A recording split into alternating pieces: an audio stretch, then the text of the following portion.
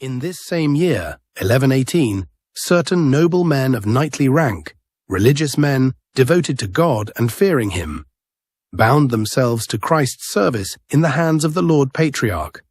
They promised to live in perpetuity as regular canons, without possessions, under vows of chastity and obedience. Their foremost leaders were the venerable Hugh of Payens and Geoffrey of Saint Omer. Since they had no church nor any fixed abode, the king gave them for a time a dwelling place in the south wing of the palace near the Lord's temple. The canons of the Lord's temple gave them, under certain conditions, a square near the palace which the canons possessed. This the knights used as a drill field.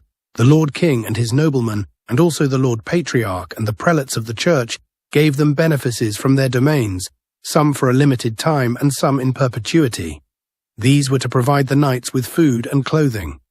Their primary duty, one which was enjoined upon them by the Lord Patriarch and the other bishops for the remission of sins, was that of protecting the roads and routes against the attacks of robbers and brigands.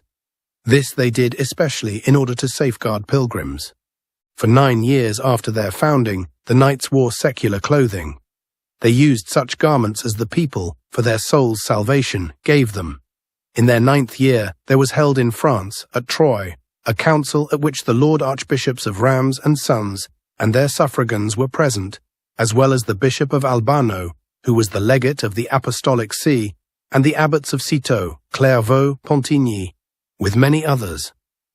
This council, by command of the Lord Pope Honorius and the Lord Stephen, Patriarch of Jerusalem, established a rule for the knights and assigned them a white habit. Although the knights now had been established for 9 years, there were still only 9 of them. From this time onward, their numbers began to grow and their possessions began to multiply.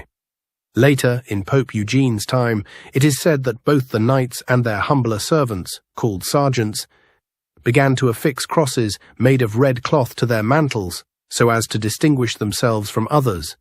They have now grown so great that there are in this order today about 300 knights who wear white mantles, in addition to the brothers, who are almost countless.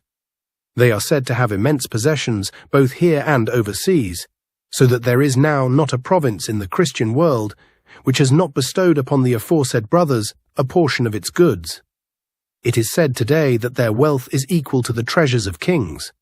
Because they have a headquarters in the royal palace next to the temple of the Lord, as we have said before, they are called the brothers of the militia of the temple.